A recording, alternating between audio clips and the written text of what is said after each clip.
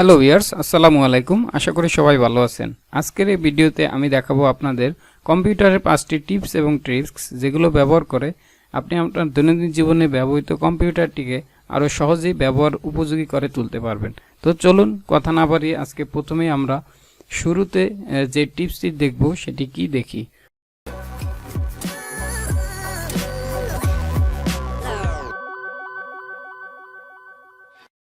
প্রথমে আমি দেখাবো কম্পিউটারের ক্লিপবোর্ড নিয়ে। তো আমরা সবাই জানি যে আমরা কপি এবং পেস্ট করতে পারি। তো আমরা যে কোনো একটা লেখা যখন আমরা কপি করে এক জায়গা থেকে এক জায়গায় পেস্ট করি তখন সাধারণত আমরা কি করি, একটা লেখা আমরা কপি করি। যেমন এই জায়গা থেকে আমি এই লেখাটুকু কপি করলাম,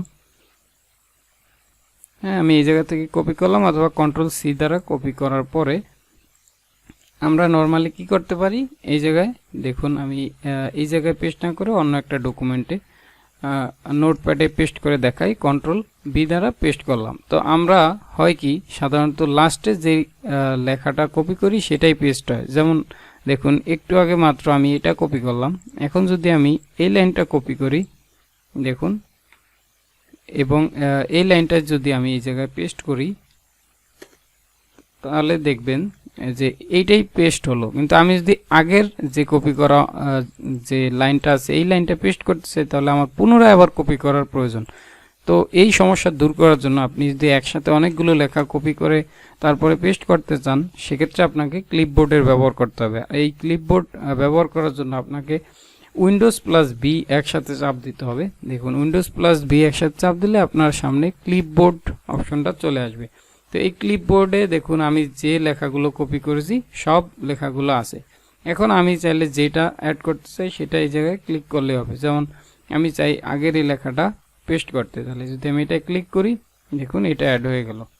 আবার যদি অন্য একটা আগের লেখা পেস্ট করতে চাই আমি উইন্ডোজ+ভি দেব একসাথে, দেখুন এখন আমি চাইলে অন্য একটা লেখা পেস্ট করলাম। এভাবে আপনারা সহজেই ক্লিপবোর্ড ব্যবহার করতে পারবেন। এটা গেল প্রথম ট্রিক্স। তো এবার চলুন আমরা দ্বিতীয় ট্রিক্সটা দেখি যে উইন্ডোজে আমরা কিভাবে আরো সহজ করতে পারি। আজকের এই ভিডিওটি স্পন্সর করেছে কাসপারস্কাই টোটাল সিকিউরিটি অ্যান্টিভাইরাস সফটওয়্যার। আপনার শখের ডিভাইসটি ভাইরাস অ্যাটাক থেকে রক্ষা করার জন্য কাসপারস্কি সবচেয়ে best recommended software. Kaspersky antivirus সফটওয়্যারটি আপনাকে দিবে real time antivirus protection, anti phishing, performance optimization. এছাড়া আপনি পাবেন payment protection, smart VPN, ad blocker, private browsing সহ যাবতীয় সুযোগ সুবিধা। আপনি অ্যান্ড্রয়েড, ম্যাক, উইন্ডোজ, আইফোন সব ডিভাইসে আপনি কাসপারস্কি সফটওয়্যারটি ব্যবহার করে আপনার ডিভাইসকে সুরক্ষা করতে পারেন। ভিডিও ডিসক্রিপশন বক্সে দেওয়া লিঙ্কে ক্লিক করে ডিসকাউন্ট নিয়ে সহজেই কাসপারস্কি সফটওয়্যার ইনস্টল করে আপনার ডিভাইসকে করে নিতে পারেন সুরক্ষিত। আমি এবার দেখাবো টাস্ক ভিউ অপশন। কিভাবে আপনারা টাস্ক ভিউ অপশন ব্যবহার করে আপনার কম্পিউটারকে আরও ব্যবহার উপযোগী করতে পারেন। টাস্ক ভিউ কি আগে বুঝি। টাস্ক ভিউ হচ্ছে আপনার এই উইন্ডোজ ব্যবহার করা অবস্থায় যদি আপনি চান যে এটা এই অবস্থায় রেখে আপনি সম্পূর্ণ নতুন একটা ডেস্কটপ ওপেন করতে, আমরা প্রথম ডেস্কটপ ওপেন করলে যেরকম হয় সেরকম, সেক্ষেত্রে আপনি এই ট্রিক্সটা কাজে লাগাতে পারবেন। আপনি যখন অনেকগুলো কাজ করতে থাকেন তখন প্রয়োজন পড়লো অন্য কেউ আপনার ল্যাপটপ ইউজ করবে বা ডেস্কটপ ইউজ করবে, সেক্ষেত্রে আপনি তাকে নতুন উইন্ডোজ দিয়ে দিতে পারেন। সেক্ষেত্রে আপনি কি করবেন, টাস্ক ভিউতে ক্লিক করবেন। দেখুন টাস্ক ভিউতে ক্লিক করার পরে দেখুন এই জায়গায় অনেকগুলো অপশন আসবে। এই জায়গায় দেখুন ডেস্কটপ 1, ডেস্কটপ 2, আপনি চাইলে আরও নতুন ডেস্কটপ ক্রিয়েট করে 3 পর্যন্ত নিতে পারবেন। তো আমি ডেস্কটপ 1-এ আসি, এখন আমি চাইলে ডেস্কটপ 2 ক্লিক করতে পারি। দেখুন ডেস্কটপ 2 ক্লিক করার সাথে সাথে আমার আগের কোনো কাজ নেই। এই দেখুন এই জায়গায় অনেক কিছু ওপেন করা ছিল, এখন কিছু নেই, সম্পূর্ণ নতুন একটা ডেস্কটপ হয়ে গেল। তো এই জায়গায় চাইলে আবার নতুনভাবে অন্য কেউ একজন কাজ করতে পারবে, বা আপনি চাইলে নতুনভাবে যে কাজ করতে পারবেন। আবার চাইলে আপনি এই টাস্ক ভিউতে গিয়ে পুনরায় ডেস্কটপে আপনি ফেরত যেতে পারবেন। দেখুন এই জায়গায় আমি আমার পুনরায় যে ডেস্কটপে আমার কাজগুলো রয়েছে সেই ডেস্কটপে আমি ফেরত যেতে পারবো। তো এইভাবে দেখুন আমি আমার যে কাজগুলো রয়েছে, দেখুন আমি আমার কাজগুলোতে ফেরত চলে আসতে পারলাম। এখন আপনি চাইলে এই ডেস্কটপগুলোর মধ্যে সুইচও করতে পারবেন। দেখুন আপনি এইভাবে টাস্ক ভিউতে ক্লিক না করে আপনি চাইলে খুব সহজে উইন্ডোজ+ট্যাব একসাথে প্রেস করবেন কিবোর্ড থেকে। তাই দেখুন সব আপনার যত অ্যাক্টিভ টাস্ক আছে সেই টাস্কগুলো দেখাবে। সাথে আপনার যে প্রিভিয়াস হিস্টোরি আছে, আপনি যে যা কাজ করেছেন এই এই মাসে 1 মাসের যাবতীয় হিস্টোরিগুলো দেখাবে, আপনি দেখতে পারবেন। প্লাস আপনি যে টাস্কগুলো আছে, ডেস্কটপগুলো আছে, এগুলোর মধ্যে সুইচ করতে পারবেন। দেখুন ডেস্কটপ 1-এ কাজ চলতেছে, চাইলে ডেস্কটপ 2-তে যেতে পারবেন, চাইলে 3-তে, চাইলে নতুন, এভাবে সুইচ করে আপনি কাজ করতে পারবেন। তো এভাবে আপনারা চাইলে এই যে দেখুন আমি এখন ডেস্কটপ 1-এ চলে আসলাম। তো এভাবে আপনি সুইচ করতে পারবেন। তো এটাই গেল দ্বিতীয় টিক্স, এটা চাইলে আপনারা ব্যবহার করে আপনাদের কাজকে ইজি করতে পারেন। তৃতীয় টিক্স আমি যেটা দেখাবো সেটা হচ্ছে স্টেপ রেকর্ডার। তো স্টেপ রেকর্ডার কি? ধরুন আপনি আপনার ফ্রেন্ডকে অথবা কোনো একটা স্টুডেন্টকে আপনি কোনো একটা কাজ শেখাতে চাচ্ছেন যে কিভাবে একটা কাজ করতে হয়। যেমন আমি উদাহরণস্বরূপ যদি বলি যে মাইক্রোসফট ওয়ার্ডে আমি একটা ইমেজ অথবা একটা ভিডিও অ্যাড করতে হয় কিভাবে সেটা দেখব, অথবা একটা কিভাবে শেপ অথবা স্মার্ট আর্ট অ্যাড করতে হয় সেটা আমি শিখাতে চাই কাউকে। সেক্ষেত্রে স্টেপ বাই স্টেপ বোঝানোর জন্য স্টেপ রেকর্ডারটা প্রয়োজন হয়। তো দেখুন এটা কিভাবে ব্যবহার করা যায়। আপনি সার্চ বাটনে চলে যাবেন, সার্চ বাটনে গিয়ে এই জায়গায় সার্চ দিবেন, এটা লিখে যে স্টেপ রেকর্ডার, অথবা এটাকে আপনি প্রথমবার সার্চ দিয়ে আপনি পিন করে রাখতে পারেন। তো দেখুন স্টেপ লিখতে নিলেই স্টেপ রেকর্ডার চলে আসে। তো আমি এটা যদি ওপেন করি, দেখুন, তো দেখুন আমি প্রথমে হোম পেজে থাকা অবস্থায় স্টেপ রেকর্ডার ওপেন করলাম। এখন আপনি এই জায়গায় স্টার্ট রেকর্ডে ক্লিক করবেন, তাহলে এখন আপনার মুভমেন্টগুলো হচ্ছে ভিডিও আকারে হবে, স্ক্রিনশট আকারে রেকর্ড হবে, এবং সেগুলো আপনি কাউকে সেভ করে পাঠাতে পারবেন। তো দেখুন এখন আমি কি করব, এই যে স্টেপ রেকর্ড আমার রেকর্ডিং শুরু হলো, এটা মিনিমাইজ করে আমি যেহেতু ওয়ার্ডে কিভাবে অ্যাড করতে হয় সেটা দেখাবো। তো আমি এই জায়গায় ক্লিক করলাম, এটা সেভ হবে। দেন এই জায়গায় থেকে যদি ইমেজ অ্যাড করতে চাই তাহলে ইনসার্টে ক্লিক করতে হয়, ইনসার্ট থেকে যেতে হয় কিভাবে, পিকচার অ্যাড করতে চাইলে পিকচারে ক্লিক করলাম। এই মুভমেন্টগুলো সব সেভ হবে। তো আমি আপনাদের দেখাচ্ছি, দেখুন পিকচারে ক্লিক করলে আপনি যদি যে কোনো একটা ইমেজ নিতে চান, হ্যাঁ, তো এই জায়গায় ইমেজে ক্লিক করার পর আপনি যে আমি স্টেপগুলো কাজ করছি এগুলো হচ্ছে দেখবেন রেকর্ড হয়ে যাবে। আমি দেখাই একটা পিকচার নিয়ে যে কোনো একটা পিকচার আমি নিয়ে নিলাম, আমার যে বিভিন্ন থাম্বনেল আছে এরকম একটা পিকচার নিয়ে নিলাম, পিকচার অ্যাড করা হয়ে গেল। এখন এই যে একটা স্টেপ বাই স্টেপ কাজ করলাম, এটা এখন আমি এই জায়গায় সেভ করে দিই। দেখুন এই জায়গায় আমি স্টপ রেকর্ড দিলাম, স্টপ রেকর্ড দেওয়ার পর দেখুন একটা বড় পেজ আসছে, এটাকে আমি এখন দেখতে পারবো যে আমার কাজ কি কি রেকর্ড হলো। দেখুন এটাকে বড় করে আমরা দেখতে পারবো।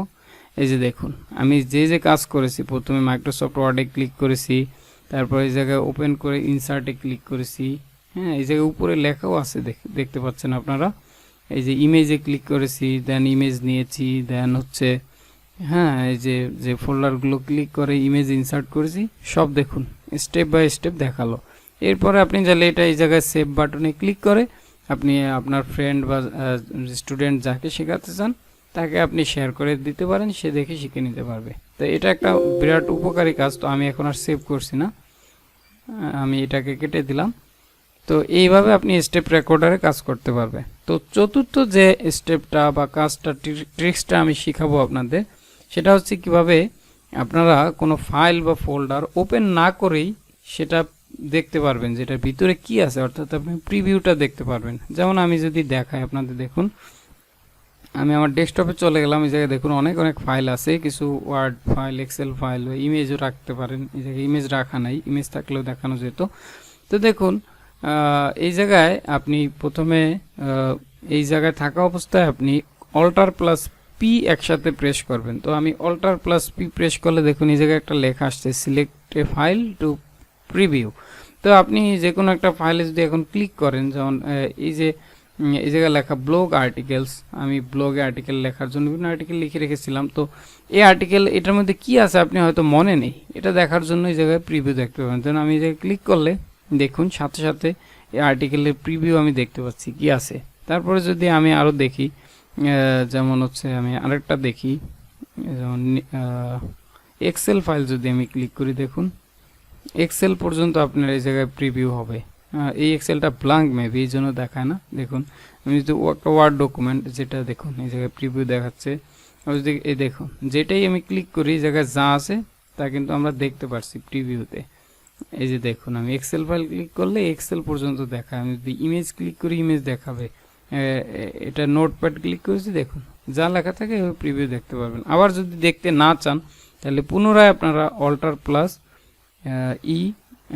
প্লাস পি একসাথে প্রেস করবেন, দেখবেন যে আবার প্রিভিউটা আপনাদের চলে যাবে।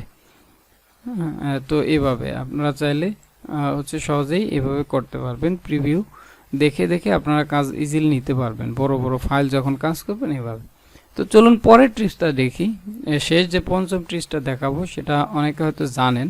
এটা হচ্ছে আমাদের যখন কম্পিউটারে কোনো সময়, যে কোনো সময় হতে পারে যে আপনার কিবোর্ড কাজ করে না, হ্যাঁ, যখন বাইরের যে কিবোর্ড সেটা কাজ না করে, তখন আমাদের কাজ করার জন্য ইন্টারনাল কিবোর্ড ব্যবহার করতে হয়, অর্থাৎ টাচ স্ক্রিন কিবোর্ড।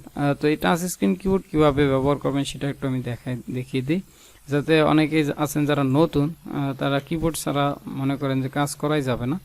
তো দেখুন এই জায়গায় আপনি সার্চ অপশনে গিয়ে সার্চ দিবেন যে কিবোর্ড সার্চ দিলেই দেখবেন যে অন স্ক্রিন কিবোর্ড নামে আপনার অপশন চলে আসছে। তো দেখুন অন স্ক্রিন কিবোর্ডটা ওপেন হয়ে গেল। এই জায়গায় আপনি একদম দেখুন সম্পূর্ণ আপনার যে কিবোর্ডটা রয়েছে কিবোর্ডের মতোই এই জায়গায় আপনি যে কোনো কিছু লিখতে পারবেন। যেমন এই জায়গায় দেখুন বড় হাত ছোট হাত করা যায়।